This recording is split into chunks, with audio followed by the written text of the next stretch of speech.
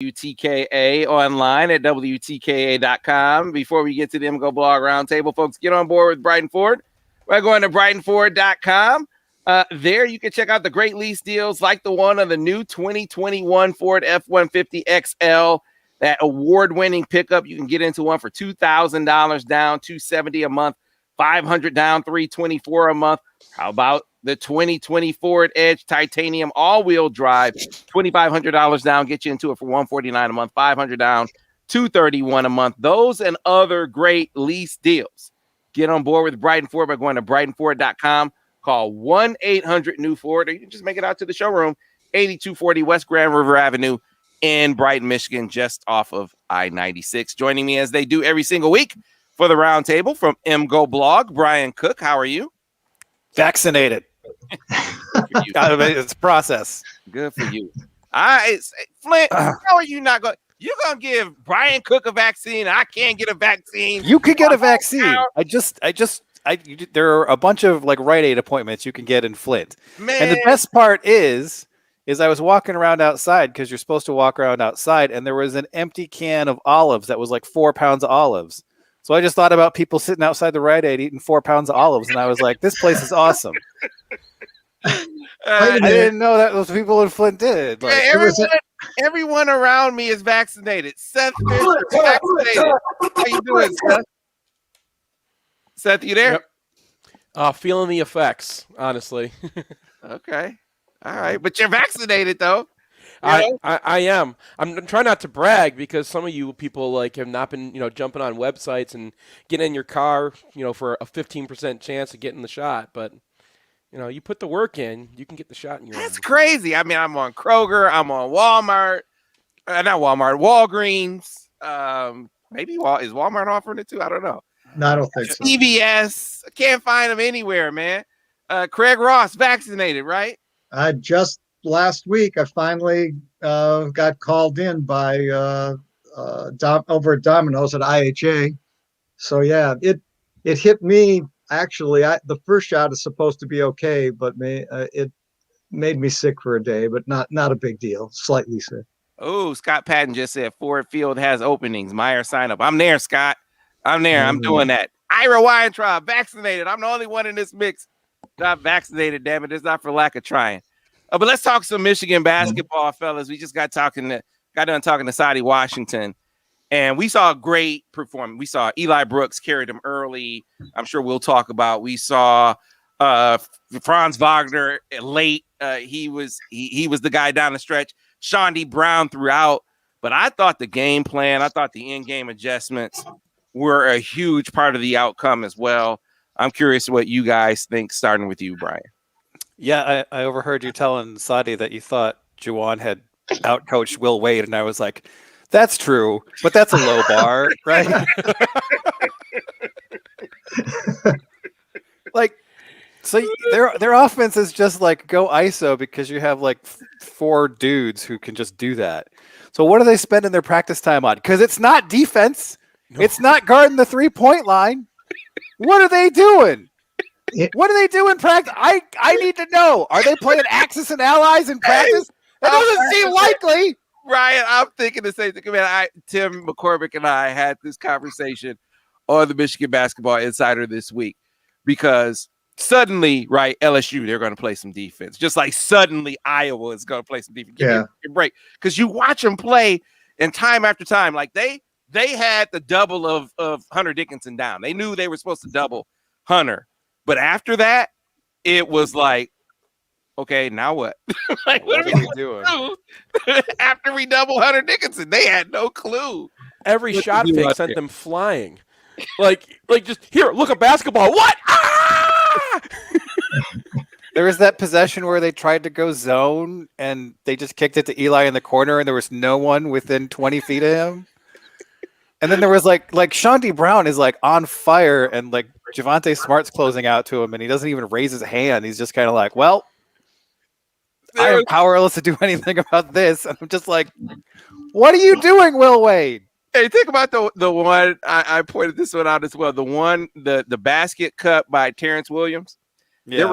There were literally 4 players around Hunter Dickinson. He could have thrown to anyone on the court wearing the same jersey, and they would have been wide open because those guys had no clue on that end of the floor. It's a good thing too, because those guys can score. Let me tell you, like, geez, Cameron Thomas came out of that game and he's just like 18-footer, Dirk Nowitzki fadeaway. Doesn't matter. All of this is going in.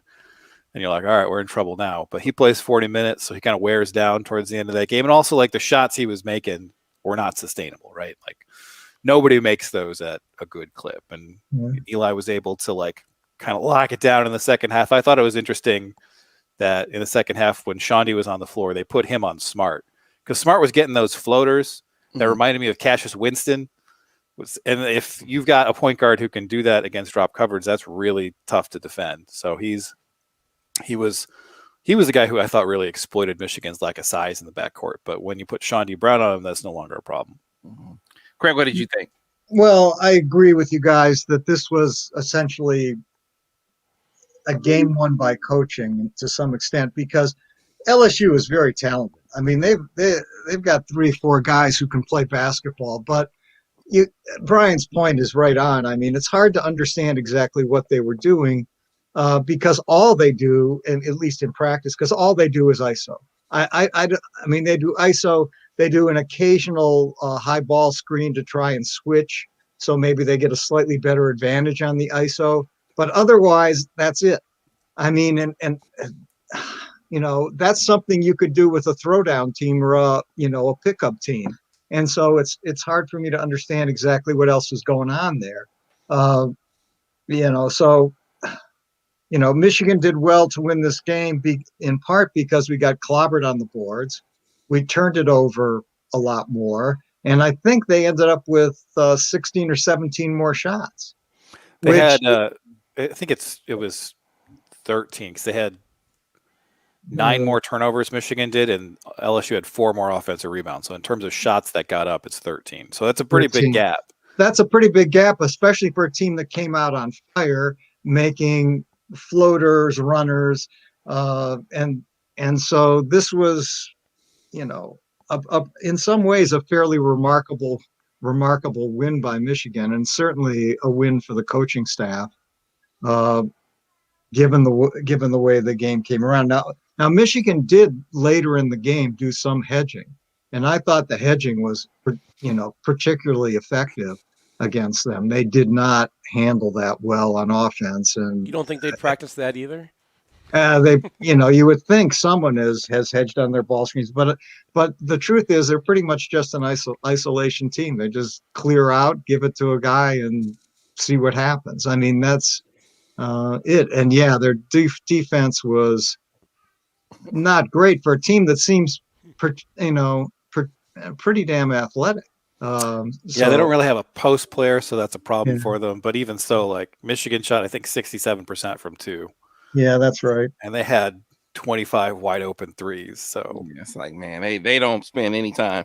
And he admits it. Will Wade is like, look, we can score, we can keep them engaged that way. We'll try to adjust defensively, but mainly their defense is, we're just gonna try to put pressure on you by running up and down the court and running up the score.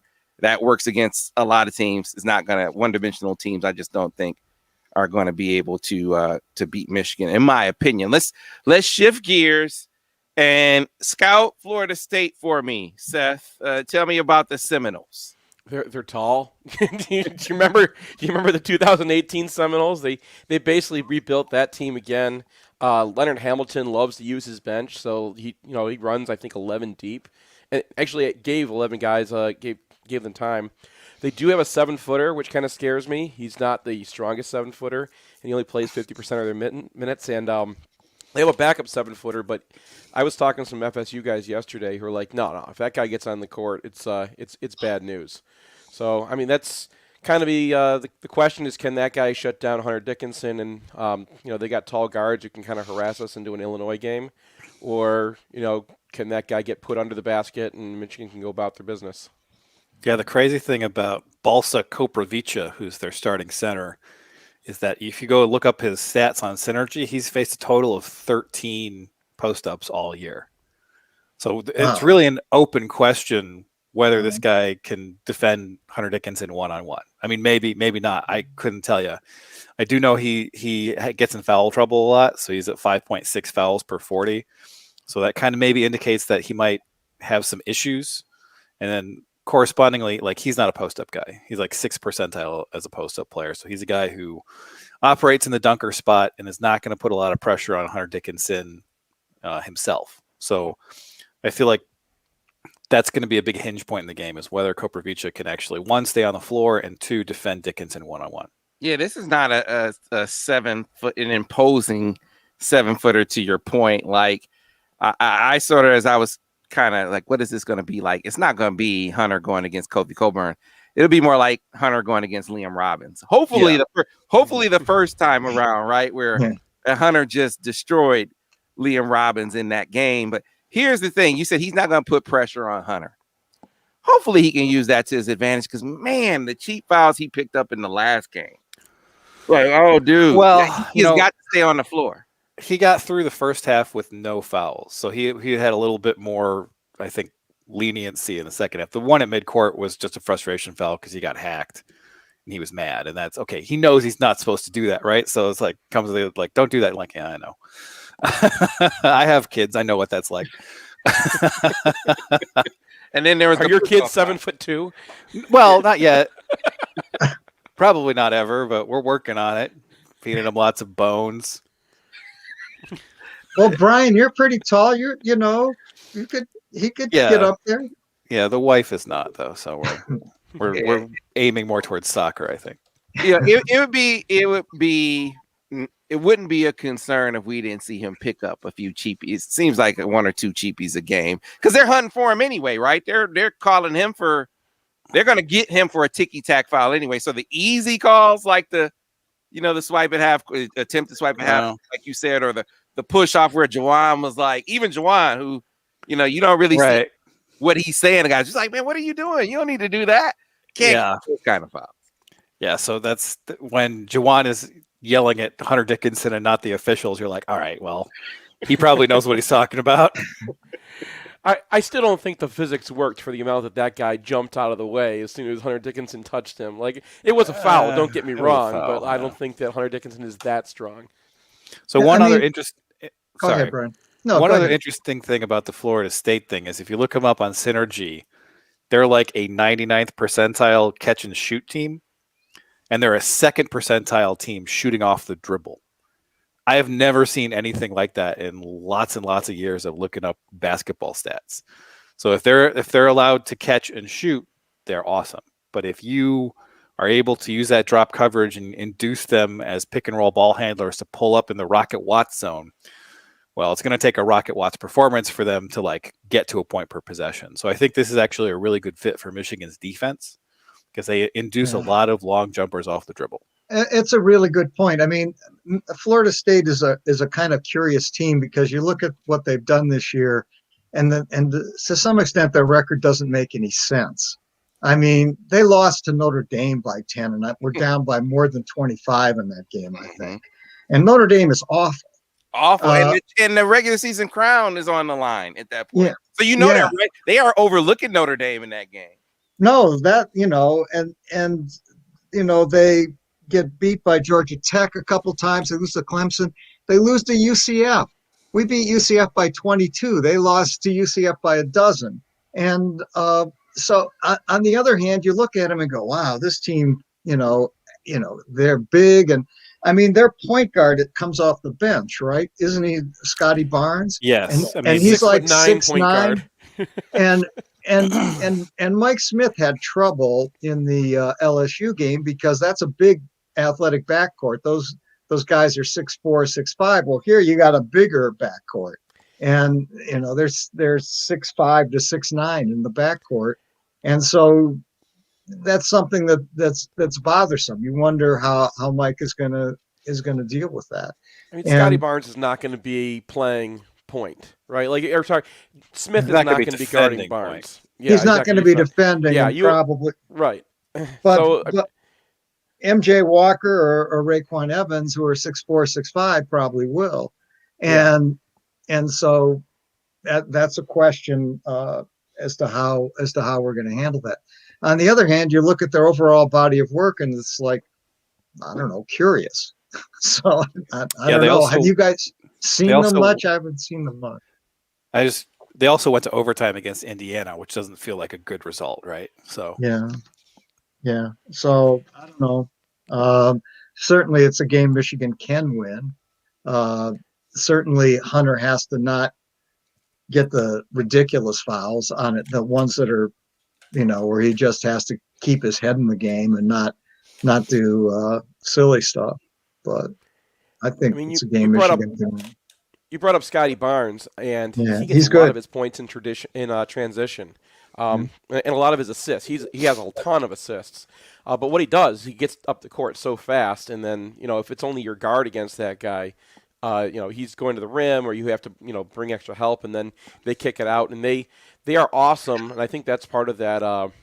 That catch and shoot number is a lot of their catch and shoot threes are off of the transitions where Scotty Barnes whips it back out again, and they take a shot and they make it. So Michigan's a pretty good transition defense, and they're going to get a couple runouts, but if that's what FSU needs to win, that's kind of bad news for them. Yeah. The other thing about FSU is they do turn the ball over some. I think they're number 254 in turnovers. Now, on the other hand, we don't turn teams over at all. So I think that's going to have some potential in the game. If Michigan can get them into some turnovers, some steals, I really like Michigan's chance in the game. But overall, I'm feeling like this is a game Michigan can win. Well, Sadi said that Leonard Hamilton is a legend in the game, and that may be. I'm not disputing that. Yeah, it's probably Howard will coach circles around this guy. So I mean, if it comes down to coaching, I just think game, set, match. I hope it comes down to coaching, because I think tactically we are learning, or we have learned that is going to be a strength for Michigan. In most games, it'll be an advantage. In this game, I think it's an advantage. It was an advantage in the last game. So if it comes down to that, man, give that to me all day. But there's a big gap between Will Wade. And Leonard Hamilton. I agree. I mean, Will Wade admits that he admitted that he doesn't even focus on defense. I mean, so why would you say that out loud? Like, that's like Ed Orgeron. Why would you say? Because you said I'm gonna make a guy a strong ass offer, and you still have a job. You can say whatever you want to say. Say whatever you want and keep your job, right? So he doesn't have to be concerned about that. No, but man, it's been a joy to watch. I mean, a lot of people have been talking about the out of bounds play where he puts Hunter in the middle, and Hunter goes Tom Brady, and was it Franz he found streaking down the court? Yeah, that's some great stuff right there, man. And it's textbook for Juwan at this point. I'm curious if you guys think that what we saw from Eli Brooks and Shawnee Brown is that sustainable. Well, I mean, shooting comes and goes, right? You have high variance 3-pointers that either go down or not. But I think Eli Brooks is no longer the guy who he was a couple of years ago, where if something goes wrong for him, he's gonna just go into a funk, right? Like, he's had games this year where he just misses a bunch of shots, and then when he's open in the second half and Michigan really needs one, he cans it. So I feel like you can expect something along those lines from Eli Brooks as long as he gets those looks, right? So this is a good game for Eli Brooks to get clean looks from three. Florida State, I mean, they do give up a lot of threes, but unlike FSU, there is sort of a mechanism where you could see why teams would be taking poor threes, because they're top 10 in 2-point defense in the country. So maybe Michigan will be take slightly worse looks, and then Brooks is not the guy who you want to be taking fairly heavily contested threes against guys who are 6'5". Shandy, on the other hand, if he gets a crack, he's like freshman Zach Irvin, right? Like, if he thinks he can get a 3-pointer up, it's going up. And he's at 40% on the season. He's had some lulls, but I feel like Shandy Brown's ability to can threes in this game and also drive for the bucket like he did against LSU is going to be a big key, because he's the one guy who shoots from the outside right now without Livers, who has the kind of shot where even if you're a tall guy trying to contest it, it's not going to really affect it that much. Yeah. Well, I think we all would feel better if Isaiah was playing in this game. That's for sure. Mhm. And the history of Michigan's season is, it seems like, is someone is always picking up the slack. You know, whether it's been Franz or Mike Smith or somebody, you know, someone has always sort of stepped in and said, "Okay, I'm having this game," and the team always seems happy to find that guy and to find the guy who actually has the hot hand. And it's it's been like that the entire season, and it's sort of the. I think Saudi mentioned this in your interview, Sam. Said, you know, someone is always on this team has always picked it up. We don't know who it's going to be game by game, but somebody. You know, in this particular game, you had Eli keeping in the uh, recent game. I'm Yeah. even for LSU. They, you know, it was Eli who kept them in early. Then Shandy got hot, and then Franz sort of finished the game out in the second half. So it's been like that a lot this year. It's one of the nice parts of this team. You don't seem to have to rely on any one guy. So the next time we come on, guys, is Michigan a Final Four team? I would say probably not, just because you have two tough games where Michigan is going to be in. So you got two of them. You know, I'd say if it was just Florida State and Michigan's weight, that's a weighted coin flip in their favor. Then Bama is likely going to be the Elite Eight opponent, and they go really fast. They only take shots at the rim and threes, so it's going to depend a lot on whether those threes go down. They're a very And they good guard team. You know, they do guard you. That's one thing that they are elite at. So that's, you know, I would say probably not. But it's not like Michigan doesn't have the best chance in the regional, I would say. But it's two games. I just learned that Nate Oates only gives one. They have these practices, their scrimmages at the end of every practice, and Nate Oates only gives you 1 point if you make a 2-point jumper. And so that's kind of how he coached all those out of the game. But like, I watched their game against Arkansas, and they were still going to the rim, even though Arkansas has a bunch of tall guys. So if they're still trying it against Hunter Dickinson and Franz Wagner, like that's the way to beat those guys. And then like if their threes go down and they'll play defense and stuff. But I'm almost more afraid of FSU than I am of Bama. Not because they're a better team, but like they're just a worse matchup for us with all their size. Yeah, if I had to bet money on which of the teams would make it to the Final Four, and I would say I would put it on Michigan. I don't think that means it's more likely than not. I mean, I just think maybe about a 38% chance that Michigan's going to make the Final Four. They have a plurality chance, but you're going to have to beat two really good teams. But there are two teams I think Michigan could beat or can beat. I have a question for you guys. What do you think about the Big Ten? I mean, Who?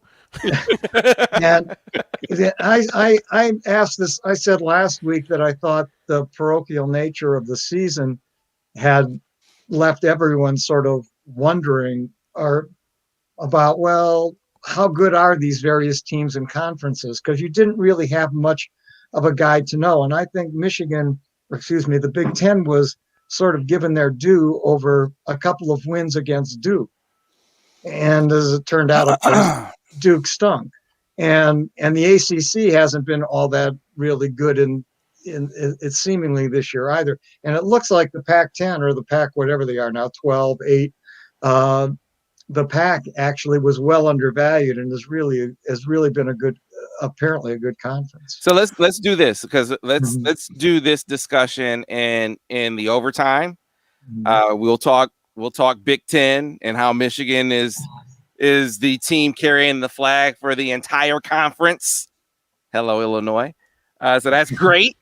And we'll talk some hockey at that point as well. But I want to get you guys in real quick on Michigan's women's basketball team in the Sweet 16 for the first time ever. This is a huge accomplishment for Kim Barnes-Rico and her program. Well, I'm stunned, I have to admit, because early in the season, Michigan won a lot of games. They were, 13-0 or 4. So I started watching them, and every time I watched them, they were terrible. And you started watching them when Leah Brown went out. Leah Brown. Yeah, Now. right. Yeah, and when she came back, she wasn't playing that well, and so they looked essentially like a one-person team. They just tried to pound it into Nas, who's a wonderful player, probably the best player ever played at Michigan, or maybe certainly the best player ever played at Michigan. And I was disappointed, and so I was surprised by how well they played against Tennessee, a game they truly dominated, and Leah Brown played well and looked like more what she probably played like earlier in the season. Now, does anyone actually think they're going to beat? They play South Carolina, is that right? Baylor. Baylor, not South Carolina. Yeah, I don't think so, but it's an amazing accomplishment that they made the round of 16, something that Michigan's never been able to do. And so congratulations to that team and Barnes Rico for really having a nice season.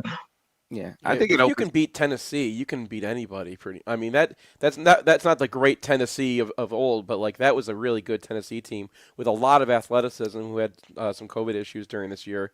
And then Michigan, like there's Michigan when it's just Nas, and then there's Michigan when Haley Brown is on, and I think that when Leah Brown is on, and that allows Haley Brown to be more kind of a third banana, which is her best role, right? When she can just fill in behind.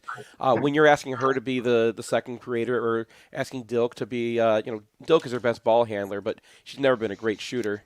If you're asking one of those girls to do everything for you, you just end up putting it down to Naz and hoping that she can make it. When you've got a secondary scorer they have to watch, I mean, Michigan is a good team.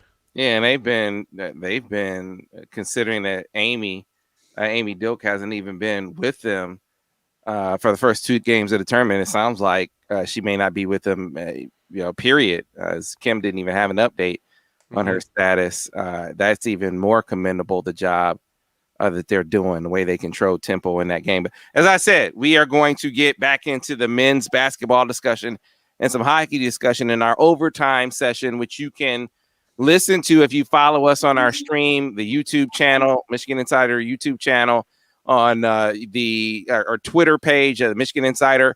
And you can follow us via Periscope, our Facebook page as well. You can hear us on all of those channels. For the rest of you on air, I want to remind you that if you have any tree trimming or landscaping needs, our friends at Monster Tree Service of Ann Arbor, they have you covered. Customer service, treating your property as if it were their own. Digital proposals in hours, not days. State-of-the-art equipment, safety-oriented. They check all of the boxes at Monster Tree Service of Ann Arbor, serving all of Washtenaw and Livingston counties. You can find them online at ymonster.com. That's YWHY monster.com. Be sure to check them out. We got to get out of here. Again, the overtime session on Twitter, on YouTube, on Facebook Live. The rest of you, will see you tomorrow here on the Michigan Insider on Sports Talk 1050 WTK, The Ticket, the official voice of University of Michigan Sports, Ann Arbor, a Cumulus station. So now we can swear, right? Yeah, a little bit. No, but Craig, you were talking about the Big Ten. Big Ten, yeah. And Michigan. It's not just the Big Ten, though. It's look at the Big 12 and all the L's that the Big 12 that they've taken. And the Pac-12 looks like the strong conference. That's the one that's the most baffling to me, that the Pac-12 has risen to the fore. Well, when I watched the Michigan State UCLA game, and I thought, wow, Michigan State is playing their best game of the year. I thought that was the best. I mean, I've watched Michigan State all year long. I've probably seen every one of their games. And I thought it was the best game they've played. And they're ahead 14, and then UCLA just takes the game over. And it wasn't so much that Michigan State was bad, I felt, but UCLA was just really good. I mean, they have 2 phenomenal players. Jacquez, who is just phenomenal. He is a basketball player. And the other guy, Zugzwang or something like that. Juzang, sorry. He's Zugzwang is a chess position, I think, where you're stuck or something. But in any event, yeah, he those 2 guys are phenomenal.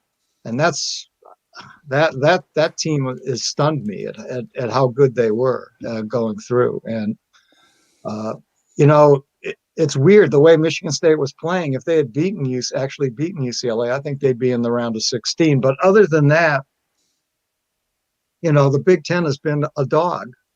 I mean, Purdue was disappointing. Ohio State was. Well, one, like disappointed. Overtime, but this is the weirdest tournament I think of all time. This is the weirdest Sweet 16 of all time. So I think that there's definitely like a coronavirus aspect to guys getting upset. And then so you don't want to like overstate the results of a few different games, right? So the Big Ten, if you go to Ken Palm, still the number one conference in the country, and it's not close. There's like a 3-point gap, and that 3-point gap is more than the gap between the Big 12, which is number 2, and the Big East, which is number 6. Mm-hmm. So, the tourney performance wasn't good, but if you look at the overall like non-conference schedule and what it says about teams, but one thing that the Big Ten was really good at this year was not having teams that are completely terrible. So like Washington and Cal in the Pac-12 are just awful. Like Iowa State, Kansas State, and TCU in the Big 12 are just awful. So one reason that the Big 10 ranks so highly is because they only had really one team, Nebraska, that was that bad. And they were just as good as Notre Dame, Nebraska was. Like, they weren't even that bad. Right. So, like, that doesn't really help you in the tournament, right? Like, not having a TCU in your conference does make your conference schedule tougher. But the teams that make the tournament are all, the good teams. So that doesn't necessarily get reflected. I mean, to me, the games were just odd. I mean, the Ohio State game, they were awful. I mean, they're 4 of 18 from 3. I mean, and they can't miss a 3 against us, even when they're checked. They're 4 of 18 and unchecked threes. They're 9 of 18 from the free throw line, and they're missing one-on-ones. All of a sudden, Dwayne Washington decides he's Pete Maravich and is going to do nothing but play hero ball, not even pay any attention to the rest of his teammates. I mean, that's kind of what he does. Yeah, but this was even worse than ordinary. And they lose in overtime, but Oral Roberts does have 2 nice players. I mean, a guy named Abmas, who's a nice player, and they have Obenar. Asmus. It's Asmus, is how it doesn't make any sense how it's pronounced, but it took me a half to be like, is that really how? Leading scorer, wasn't he? Nation's leading scorer, and then they have Kevin O'Banner, who's got he's got Bobson Dugnut vibes, but like, so you've got those 2 guys who are just unconscious from 3 all year. Like, I didn't actually look up this matchup before the tournament, but if I had, I would have been like, upset alert. Yeah. I mean, so Purdue goes out as a 4, and I think the question that I'm asking after this season is, how did Purdue perform so well to get that 4 seed? Yeah. Right? That team being able to do what they did in the Big Ten is what's impressive to me. And they deserved a 4, but them going out doesn't surprise me. Iowa going out doesn't surprise me either because they don't play any defense. Yeah, Iowa's not a surprise. But Purdue was a surprise to me. But they I watched that Purdue game too that they lost. And I mean, I guess in the Big Ten was 6-3 in the first round with 3 overtime losses. So to some extent, they might have been better. Maybe they would have had 8 losses in the second round. I don't know. But but in that game, it was really, again, odd. I mean, Purdue is an inside team, and they shot 33s in that game. 30. Well, I mean, Trevion Williams is 7 of 15, right? So the thing about Trevion Williams is he's going to get the same quality of shot against anybody in the country. Right. So he doesn't get to the rim very much. He takes a lot of short hooks. He's very crafty. But, he's like a 51% shooter from 2, and it doesn't matter if he's playing a SWAC team or, Michigan. Like, that's just what he's going to do. So, they're very opponent invariant, and then they just can't shoot, right? Yeah. Yeah, we talked about that all season. Jaden Ivey is a talent, but he is the epitome of streaky, right? Yeah. He is not a consistent jump shooter. They were maybe the most. I was the most surprised by them watching the Ohio State Oral Roberts game. It just struck me as a team that it finally caught up to them not being able to close teams out. You look at the games down the stretch of the regular season that they lost. And then you get in the Big Ten tournament and they struggle to close out Purdue. They struggle to close out Michigan. Then they can't close out Illinois. All of those close games, not being able to get stops late. I think the cumulative effect of all of that caught up to them in that game against Oral Roberts. With Illinois and Iowa, we just saw that they have two coaches that are extremely limited. Fran McCaffrey till the end of time will be the Fran McCaffrey that this notion that suddenly Iowa was going to be this. They're playing defense now. No, they ran into some teams that had some off game. You don't just suddenly figure defense. I mean, there's a difference between LSU, who doesn't play defense because they don't want to, and Iowa, who just does not have the capability. No one's going to teach Luka Garza how to be a good defender. No one's going to teach Jordan Bohannon how to be a good defender. Yeah, you're right on, Seth. I mean, those guys just can't move their feet, and if you can't move your feet, you can't play defense. And so, I don't know how much you lay that on McCaffrey. It's been McCaffrey, period. It's not just this team and these guys. At the end of the day, you got to look at what he is as a coach. Forever, he will be a first weekend coach at Iowa. He will not win a Big Ten championship. That team will not make a deep run, and they seem to be okay with that, which is fine. Brad Underwood has not been to the second weekend of the tournament for a reason. We watched Porter Moser coach circles around that guy. Stuffed him in a trash can. It was unbelievable. I missed that game, and can you guys talk about what went down? My God. All right, so it's what Michigan should have done against them. They put Krutwig at the elbow, and Kofi would not come out and check him, and they just ran dribble handoffs off that all day. And because those dribble handoffs were coming at the elbow, they were able to get downhill. They shot over 50% from two against Kofi Coburn. Krutwig was 9 of 18. And then on the defensive end, they just blitzed every Dosunmu screen. So he finishes with 9 points and 6 turnovers. And then Kofi, they did what we've been talking about. Kofi Coburn, they would run 2, 3 guys at him, and he can't pass. Yeah, and he can't pass. He made a couple passes in this game, which was surprising, but not as surprising. They said, look, if let's say he gets through all of this action, all of this, these bodies coming at him, foul him so he can't send him to the free throw line. Surprisingly, the guy hit free throws, or the game would have been embarrassing if Kofi Coburn doesn't hit his free throws.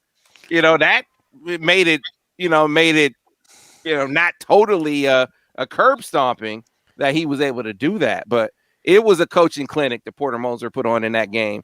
And you saw the extreme limitations of Brad Underwood on vivid display, in my opinion, in that contest. Yeah, I mean, blitzing Dosunmu seems like a really good plan because he cannot go left. He has no ability at all to use his left hand. And so that doesn't surprise me. And I was interested when I saw the box score that he only scored 9 points, that something like that must have happened. Porter Moser maybe is a really good coach. Is that what you guys seem to think coming off of this, or is it just a much better case? He's got a much better case for a Big Ten job than he did 2 years ago. Dude, he's going to go back to the Final Four. Maybe back in the Final Four. Baylor is kind of intimidating, but we'll see. But Baylor's coming on the other side. Yeah, Underwood just got stuffed in a trash can. He just has to get through. I think Syracuse will be the team that they meet. God. You got Krutwig in the middle of that matchup zone. The Buddy Boeheim show. I can't. I mean, that just feels gross.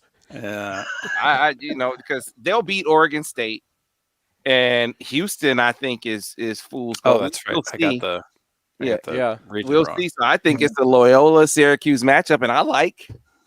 Give me Cam Krutwig in the middle of that. He's Mitch McGary in the middle of that zone with how he's going to dissect it, in my opinion. You know what I want to say about Krutwig is I remember him when we went against him. I remember him at the end of that game, and that the Wagner turnaround jump three that saved our bacon in that one.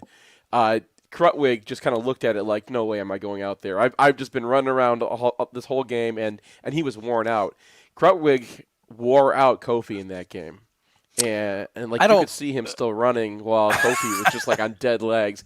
And I thought that was pretty impressive to get, Sergeant Farva into, to be able to make it through that whole game. Well, they couldn't play Georgie, right? So Coburn had 32 minutes in this game, and I think Georgie's minutes almost all came in the first half. Mm-hmm. So they couldn't put their backup center against Krutwig in this game, despite the fact that the actual center wasn't doing a great job. So right. I want to cut Kofi some slack, man. They ran a lot of people. It was the Michigan State approach, except they didn't do it with a bunch of freaking bigs, right? They ran at him, and we're gonna hack you. We're gonna hack you, and odds are you aren't gonna be able to make your free throws. He did, which is what? Where is this coming from? Lucky for Illinois, or this would have been totally more embarrassing than the outcome wound up eventually being. So. Brad Underwood he's a better coach. He's a better coach than Will Wade, but not by a huge margin, in my opinion. I mean, to have that team and he couldn't even make the adjustment at halftime. I mean, I'll give you, it's happening to you. You can't make it in game. Halftime, you can't come up with something that can slow him down. You can't come up with an answer at some point. I mean, give me a break, dude. So, no, not a good coach, in my opinion. You remember that game when he was coaching Oklahoma State where, Michigan and Oklahoma State just lit the nets on fire. And, I'm so surprised he has not been able to, do that at Illinois. Because Illinois, you're going to get you're going to get more backing than you do at Oklahoma State. I mean, they did have a 1 seed this year. Let's not overstate the case too much. Yeah, they had a 1 seed, and he had a really talented team. Yeah. Yeah, and that's the thing about Illinois is if you look at their incoming recruiting class, they don't have a guy to step up and replace Io or Kofi, assuming that Kofi goes. Please go. So they're going to lose Trent Frazier too. So their team next year is Curbelo, who I do think could blow up and just be awesome. He cuts down on the turnovers, and then Adam Miller, who really was just a shooter this year, and then it's transfers, I guess. Georgie and Jacob Grandison, I don't know. So they could have a pretty big drop off. And then that would put some heat under Underwood because this season where they were supposed to be king of everything, they go out in the second round. Mm-hmm. Speaking of transfers, is Marcus Carr transferring? Is that right? That is correct. I think he's probably going to be I think he's probably going to go the NBA route. Okay. But if he chooses to go to college, I think you got to kick the tires there just to see. I don't know. You hear things about what kind of guy he is, that he might not conform. I would bet on Juwan's culture, being a great influencer. Maybe there's some question if you don't have any of the veterans returning as to whether or not you could corral any sort of ball dominance or effort that he might have to really showcase himself. But I would kick the tires. I'd absolutely kick the tires there. Michigan, I have zero doubt that Michigan's going to be looking for guard help in the portal. Zero. They absolutely will be. Okay. Well, if that's the case, then I think they should be kicking the tires on Myron Jones too. Mm-hmm. He's a guy who big usage, shot 40% from 3 last year, really low turnover rate. Hadn't shot it very well from inside too, but I think you would see that pick up a lot when he doesn't have to be a 28% usage guy on a bad team. Yeah, I agree with. I like the potential for Myron Jones on Michigan. Now, I don't know if Mike Smith or Eli are coming back. Do you have any instinct on that at all? So I think it's still an open question. It's not something that they're really thinking about or talking about right now, which you understand, right? But sure, talking to the impression I get is that the feeling amongst people in the program is they're probably all out. That they're probably all leaving. I assume Isaiah and Franz is going to be the seniors. I'm talking about Eli. I'm talking about Mike Smith. Yeah. talking about Shawnee. I'm talking about Shawnee. those guys that they're probably all going to go. That is not definite. Again, this is not a conversation that's going on, but just talking to people. The feeling that they have is that it's more likely. That's the way to put it. It's more likely that they all go than it is, one of them returns. If that's the case, then they've got to be in the transfer portal for one experienced guard. It seems to me, at least. What about the guy? Unless both Mike and Eli came back, Well, that's different. I think that they would still be. Let's say you got one of those guys back. Mhm. I think they still would be in the portal looking for a guard. Have you seen the guy? Is he from Rhode Island? Fats Russell. Yeah. Yeah, I watched him once, and I think he's a pretty nice player. I mean, I don't know. And he might actually take a bench role too. I've been Okay. one of my advertising connects is like the only Rhode Island fan, and half our conversations are about Rhodey and like he's taken so many injuries that like his stats don't really match what he is anymore. But I mean, he's a guy who could be kind of a Rockman, kind of off the bench, and certainly can get to the basket against good teams, and not a very big guy, but I mean he's a spark plug. If you need guard help, and Michigan could have used another guard to be able to rotate in here, I would definitely look at that one. Yeah, other guy- and go ahead. The other guy who's in the portal who's interesting to me is Al Durham from Indiana. Yeah, So that's a guy who, isn't going to be a huge usage guy, but has been fairly efficient for them in a bad situation. And then also Armand Franklin also went in the portal. So either those guys might be helpful. yeah. I mean, I would certainly look at those guys as possibilities. Isn't the entire Penn State team in the portal? Is that More or less. I mean, Like, it looked to me like they had 6 guys who were in the portal. I mean, is that right? Or Well, 3 of those guys are seniors who are Okay. looking for another year. So Okay. it's probably not quite as bad as that looks.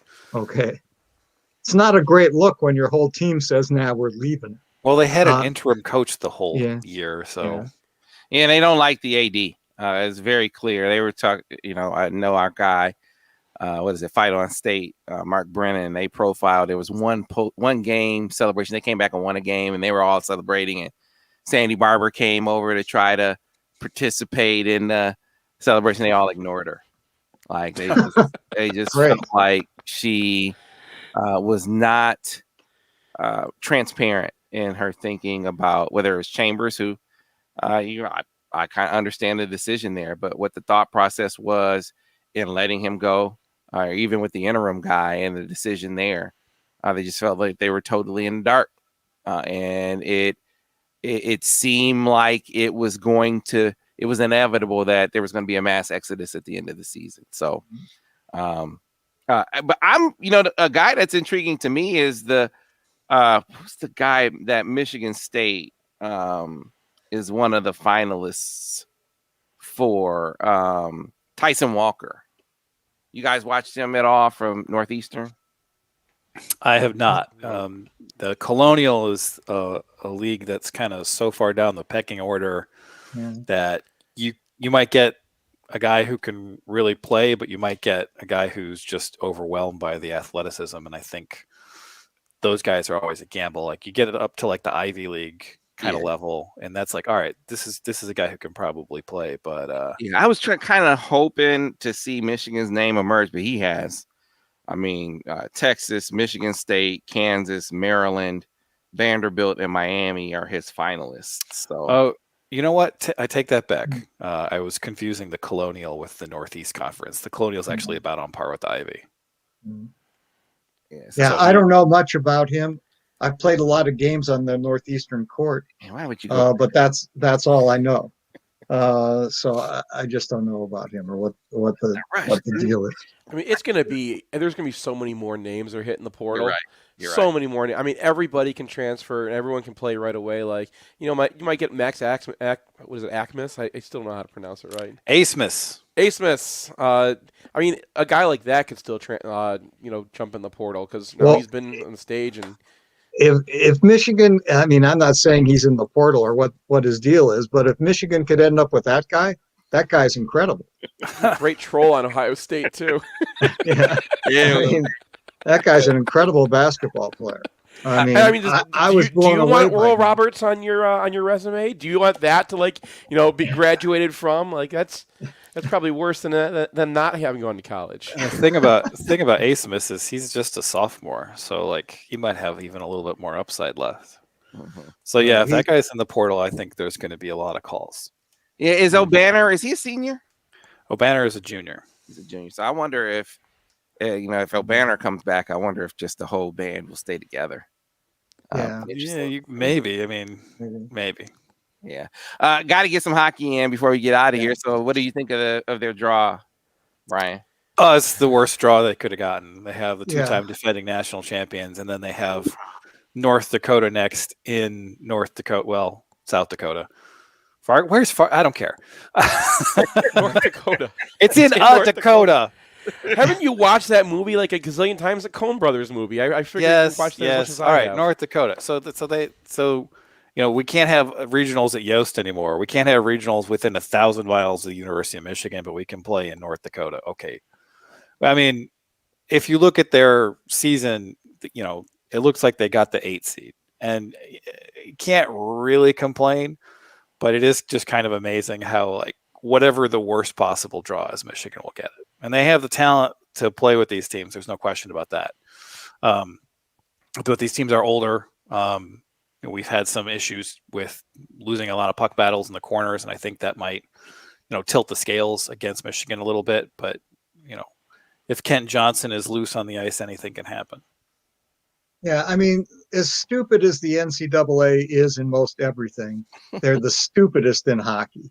And I mean, it's unbelievable. I mean, getting to the substance of this game. I mean, Duluth is 8-0, I think, in their last 8 first rounds of NCAA hockey play. I think they're 8-1 in the NCAA's in 1-goal games. Their history of winning in the NCAA tournament is profound. So it's not a great draw. And then, as you say, you get North Dakota at some place in that area in the second round. I mean, personally, and these games tend to be sort of tepid. All these sort of so-called neutralized games in hockey, why not seed teams so they can play at home? And at least until the Final Four. I don't see any reason why, if North Dakota has had a great year and they look like one of the best 4 teams, why they just shouldn't get a home. And it would be a lot more palatable if we were just playing at the Ralph, because North Dakota earned it. Yeah, and those games in Ann Arbor, when Michigan was clearly one of the best or one of the best 2 or 3 teams in the country, those regionals were phenomenal. But the NCAA went crazy over the Molly game, and they went crazy when the Michigan team tore the guy's mascot's head off or whatever, and on the home games. But those games were great. In fact, that was the Big Ten Humanitarian of the Year who did that, by the way. Yeah, and so I mean the games at Yost in the regional and the doubleheader the one night, the Ohio State. Michigan State, I think, game followed by Michigan, North Dakota, was the best sporting event I was ever at in my life. And it went till, I don't know, whatever it was, 3 a.m. And it was just like nothing I've ever been at. And for the NCAA to take those away, and I'm with you, Brian, let's play at North Dakota. North Dakota's the number 1 seed. They're one of the best 4 teams. Great. Let's play out there in that environment, and it makes no sense to play in Fargo or Fort Wayne or Cincinnati or wherever the hell they're putting these games. So it's really infuriating. It's the NCAA at its worst, and that's saying something. I want to pick back up on something we talked about last week, and it sort of backs up a point Brian made. Because when we talked to Spath, I think he said Michigan was 1 for 6 in 1-6 in 1-goal games. And I focused specifically on 2 of them. The most recent one that they lost to Minnesota after leading for 2 periods, and then they gave it up at the end, and then going back to Michigan State. And I asked Mel the same question that I posed to you guys, like, hey, does that get in your head? Does it become a thing, or does it grizzle you? Does it harden you? And Mel, he made a point. He said, hey, remember that Michigan State game? He said it did jar us, but we won 4 games after we went on to win the next 4. So he's like, hell, I hope and I expect that we will respond to this the same way. He said, now make no mistake, it hit us. Losing that Minnesota game, it did hit the team. And he said it took us a minute to get over that. But if the past is an indicator, and he said, looking at practice here, the last few practices we have, I think the past will be an indicator. I really think that the guys are going to respond the right way. And I think it's something that hardens them heading into the tournament. So it really kind of backs up what you said last week, Brian, about you can't really read too much into, you shouldn't read too much into the 1-goal game record. No, and Michigan has been up and down enough. Like, I think when they play Minnesota, it's clear that Minnesota is a better hockey team than them right now. So I don't think that they're the best team in the country. I do think that they're better than their record, and I expect them to give North Dakota a game should they get past Duluth in the first round. Yeah, I agree with that. I mean, they can beat Duluth. They can beat North Dakota. I mean, it's hockey too. There's lots of randomness in hockey, in certainly in one game, and Michigan, I think, has more than a puncher's chance in either game if they win the first one. But that's about what you can say. So they've got a chance. I mean, who did Brian say was the MVP of the LSU game? Regression to the mean. What? Michigan's been unlucky in hockey. Well, you're entering the luck fest of the NCAA playoff, and what anything can happen, right? And we're due. So maybe the puck's got to bounce our way now because it didn't bounce that way earlier. All right, well, fellas, I gotta call it a wrap there. This is actually maybe our opening segment on Friday, so I'll use this to say we'll be back on the other side here on the Michigan Insider.